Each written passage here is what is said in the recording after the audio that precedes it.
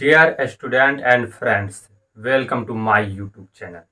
आज के लेक्चर का टॉपिक है मराठा साम्राज्य, जिसमें हम लोग जानेंगे कि किस प्रकार से मराठा साम्राज्य की उत्पत्ति होती है और फिर किस तरह से मराठा साम्राज्य की शक्ति छत्रपति से स्थानांतरित होकर पेशवा के हाथों में चली जाती है। तो चलिए हम लोग अपना लेक्चर स्टार्ट करते हैं। मराठा साम्राज्य जो हमारे आज के लेक्चर का मुख्य टॉपिक है। मराठा साम्राज्य का इतिहास हम लोग दो चरणों में जानेंगे। पहले चरण में हम लोग छत्रपति के बारे में जानेंगे और दूसरे चरण में हम लोग पेशवा के बारे में जानेंगे। वैसे तो मराठा साम्राज्य का जो उत्कर्ष या उदय या छत्रपति का इतिहास मध्यकालीन भारत में पढ़ा जाता है, लेकिन जब हम लोग मराठा साम्राज्य पढ़ ही रहे हैं तो इन्हें शुरुआत से पढ़ेंगे। इसलिए हम लोग आज के लेक्चर में यानी आज के टॉपिक में सभी छत्रपतियों के बारे में जानेंगे, जिनमें हम लोग शिवाजी, संभाजी, राजाराम, शिवाजी द्वितीय, साहू जी एवं राजाराम द्वितीय के बारे में जानेंगे। और वहीं जब हम लोग इस मराठा साम्राज्य का जो हमारा दूसरा लेक्चर आएगा उसमें हम लोग विभिन्न पेशवाओं के बारे में जानेंगे, जिसमें हम लोग बालाजी विश्वनाथ, बालाजी विश्वनाथ के बाद बाजीराव, बाजीराव, माधवराव जैसे पेशवाओं के बारे में जानेंगे। तो आज के हमारे लेक्चर का जो टॉपिक होगा वो क्या होगा? छत्रपति होगा, जिसमें हम लोग शिवाजी, संभाजी, राजाराम, शिवाजी द्वितीय, साहू जी और राजाराम द्वितीय जैसे छत्रपतियों के बारे में जानेंगे। तो चलिए हम लोग आगे बढ़ते हैं। मराठा साम्राज्य के जो संस्थापक थे वो थे कौन? तो वो थे शिवाजी, जो मराठा साम्राज्य के संस्थापक थे। शिवाजी के बारे में चलिए हम लोग कुछ महत्वपूर्ण जानकारियां हासिल कर लेते हैं, जो अक्सर आपको वन लीनियर फॉर्मेट में एग्जाम में देखने को मिल जाता है।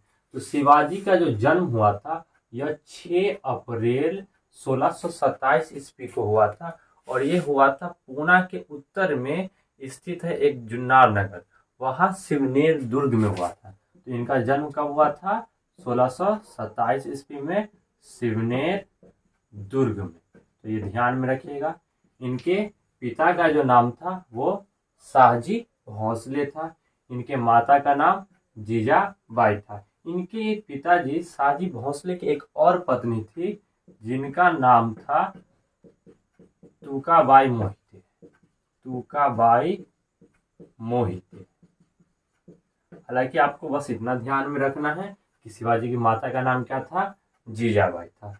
शिवाजी की जो शादी हुई थी यानी विवाह हुआ था ये 1640 ईस्वी में हुआ था साईबाई निम्बालकर के साथ। तो इस प्रकार शिवाजी की पत्नी कौन थी? तो वो साईबाई थी। शिवाजी के जो राजनीतिक गुरु थे वो उनके दादाजी थे जिनका नाम था कोंडदेव। तो इनके राजनीतिक गुरु कौन थे? तो वो थे कोंडदेव। शिवाजी के आध्यात्मिक गुरु जो थे वो थे रामदास, जिससे शतार्थ रामदास के नाम से भी जाना जाता था। शिवाजी जो था वो बचपन से ही युद्ध कौशल में निपुण था। इन्होंने जो प्रथम अभियान किया था वह 1644 ईस्वी में किया था। यह बीजापुर के शासक के खिलाफ। उस समय शासक कौन था? तो वो था यूसुफ आदिल शाह। इस प्रकार शिवाजी का प्रारंभ से ही बीजापुर के शासकों के साथ संघर्ष चलता रहता है। इसी संघर्ष के दौरान 1659 ईस्वी में बीजापुर के शासक अपने एक सेनापति अफजल खां को, किन्हें? अफजल खां को शिवाजी को पराजित करने के लिए भेजता है। हालांकि शिवाजी इस दौरान इसकी हत्या कर देता है। तो बीजापुर के शासक के द्वारा जो भेजा गया सेनापति रहता है अफजल खां, उसकी हत्या शिवाजी कब करता है? 1659 ईस्वी में। अब शिवाजी के बढ़ते प्रभाव को देखते हुए इनका संघर्ष मुगलों के साथ ही प्रारंभ हो जाता है और मुगल बादशाह औरंगजेब जो रहता है वह अपना एक सेनापति को 1663 ईस्वी में भेजता है और उसके सेनापति का नाम क्या रहता है, जस्ट इससे मिलता जुलता है, शाइस्ता खां। तो ध्यान रखिएगा कि उल्टा ना हो जाए, ये बीजापुर के शासक का सेनापति रहता है अफजल खान और ये शाइस्ता खां जो रहता है वो औरंगजेब का सेनापति रहता है। इस शाइस्ता खां को भेजता है शिवाजी को पराजित करने के लिए, लेकिन शिवाजी इसे बुरी तरीके से हरा देता है और इन्हें भागने पर मजबूर कर देता है। इसके बाद औरंगजेब अपने एक और सेनापति को 1665 ईस्वी में शिवाजी को पकड़ने के लिए भेजता है, जिसका नाम रहता है राजा जयसिंह। और यह जो है राजा जयसिंह शिवाजी को पुरंदर के किले में घेर लेता है। कहाँ घेर लेता है? पुरंदर के किले में, और उन्हें संधि करने पर मजबूर करता है। इस प्रकार पुरंदर की जो संधि होती है वह 1665 ईस्वी में होती है और किनके बीच होती है? तो मराठा एवं मुगलों के बीच होती है। और मराठा में छत्रपति कौन रहते हैं? तो शिवाजी। और मुगल बादशाह कौन रहते हैं? औरंगजेब। इस संधि के द्वारा होता क्या है कि मराठा जो रहता है, यानी यूं समझ लीजिए शिवाजी जो रहते हैं उन्हें अपने 35 किलो में से 23 किला मुगलों को देना पड़ता है। साथ ही मुगल आधिपत्य भी स्वीकारना पड़ता है और उन्हें एक अपना पुत्र भी सूबेदार के तौर पर मुगल बादशाह के दरबार में भेजना पड़ता है, जिन्हें वहां उन्हें 5,000 रुपए का मनसब प्रदान करते हैं। और इसी संधि के द्वारा 1666 ईस्वी में जब शिवाजी औरंगजेब से मिलने आगरा में जाते हैं तो उन्हें कैद कर लिया जाता है और कैद करके जयपुर भवन में रखा जाता है। तो शिवाजी को कैद कब कर लिया जाता है? तो 1666 ईस्वी में। और आप लोग कहानी पढ़े होंगे कि शिवाजी जो रहता है वो चतुराई पूर्वक एक टोकरी में बैठकर वहां से भाग निकलने में सफल होता है। इस प्रकार मुगलों के साथ शिवाजी का संघर्ष चलता रहता है। हालांकि उन्होंने अपने मराठा साम्राज्य की नींव पहले ही डाल दी थी, लेकिन अपना राज्याभिषेक 1674 ईस्वी में किया था। वह काशी के पंडित गंगा भट्ट के हाथों, और यहाँ से उन्होंने छत्रपति की उपाधि धारण की थी। इस प्रकार मराठा साम्राज्य के पहले छत्रपति जो रहते हैं वो कौन रहते हैं? तो वो शिवाजी रहते हैं। हालांकि इनके कुछ चंद दिनों बाद ही उनकी मृत्यु हो जाती है 3 अप्रैल 1680 ईस्वी को, मात्र 53 वर्ष में। तो ये रहा शिवाजी से संबंधित कुछ संक्षिप्त जानकारियां। अब चलिए हम लोग शिवाजी से जुड़े हुए कुछ अन्य तथ्य के बारे में आगे देखते हैं। अब चलिए हम लोग शिवाजी के प्रशासन के बारे में जानते हैं। तो शिवाजी का जो प्रशासन था वो 2 भागों में बटा हुआ था।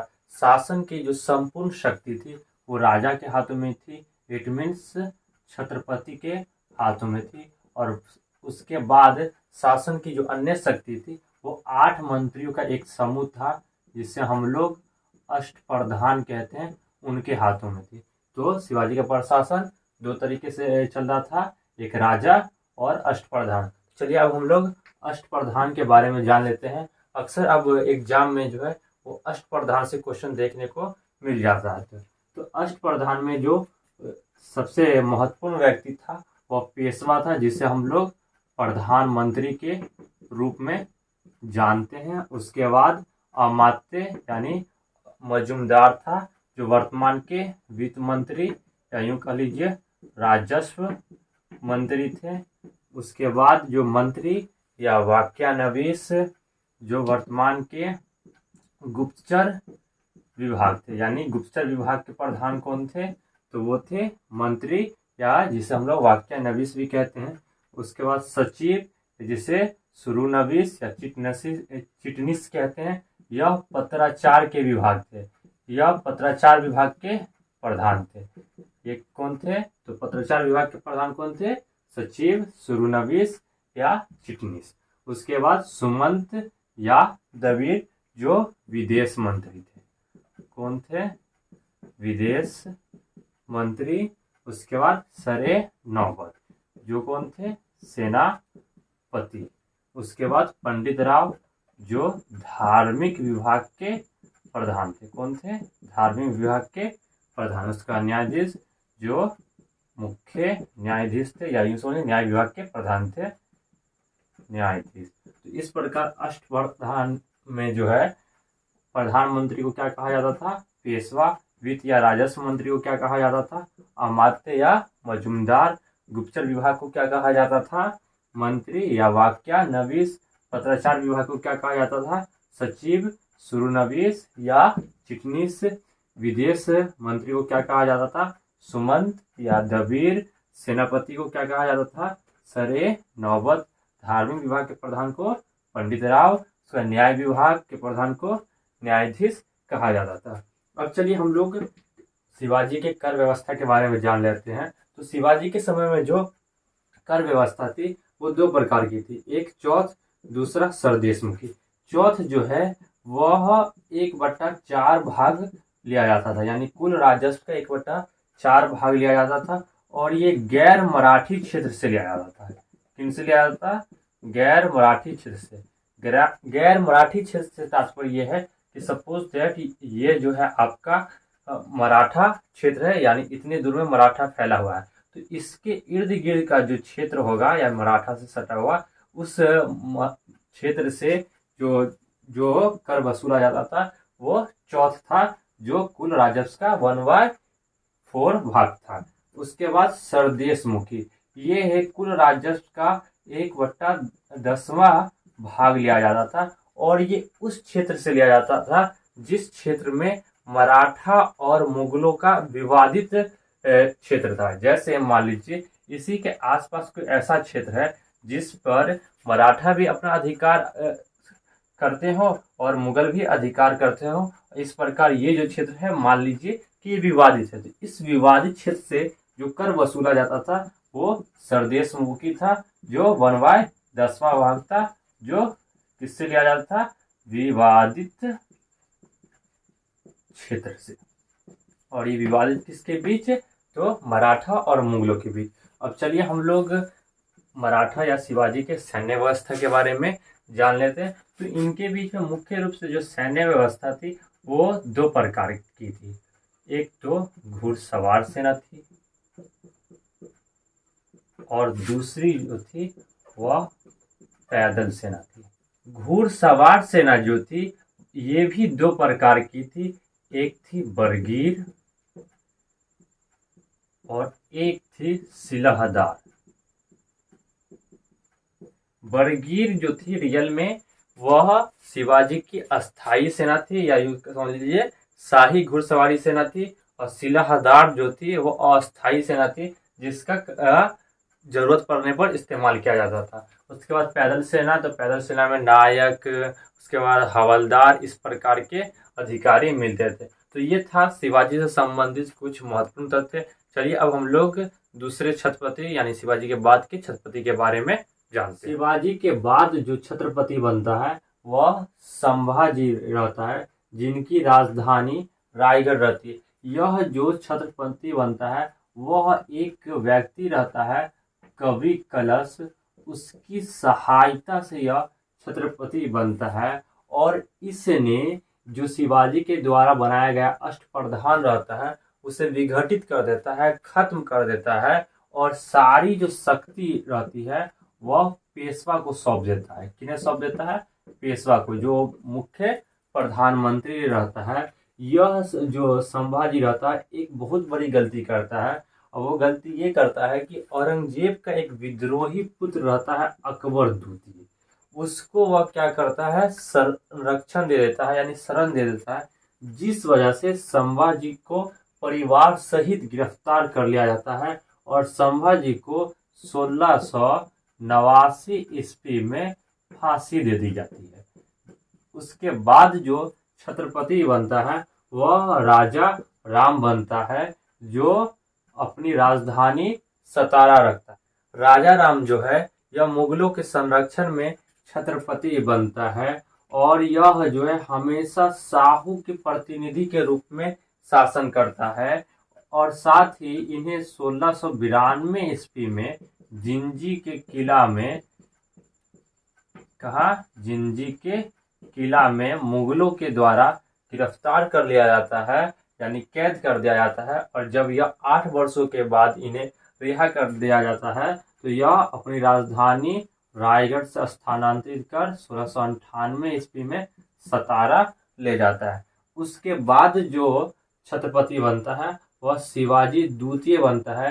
एक्चुअल में राजा राम की एक विधवा पत्नी रहती है ताराबाई। जो कौन रहती है? उसकी विधवा पत्नी। यह विधवा जो रहती है ताराबाई, वह 4 वर्ष की उम्र में ही शिवाजी द्वितीय को छत्रपति बना देता है और खुद उसकी संरक्षा के रूप में यह शासन करती है। इट मीन्स कि वास्तविक जो सत्ता रहती है वो किसके हाथों में रहती है? ताराबाई। इसलिए हमने यहाँ पे शिवाजी द्वितीय और ताराबाई दोनों लिखा है। तो वैसे तो शिवाजी द्वितीय ही रहते हैं, लेकिन सत्ता किसके हाथों में रहती है? ताराबाई के हाथों में।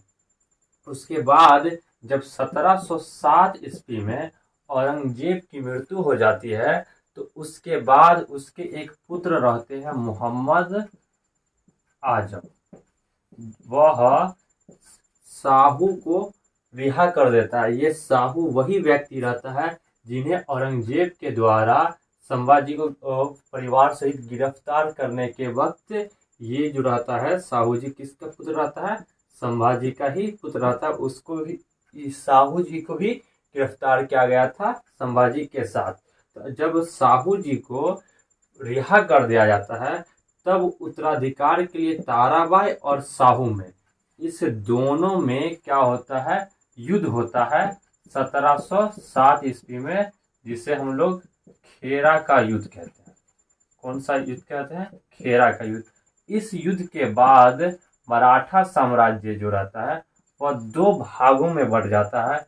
एक भाग रहता है सतारा और दूसरा रहता है कोल्हापुर। सतारा से जो शासन करते हैं वह साहू जी करते हैं और कोल्हापुर से करते हैं ताराबाई।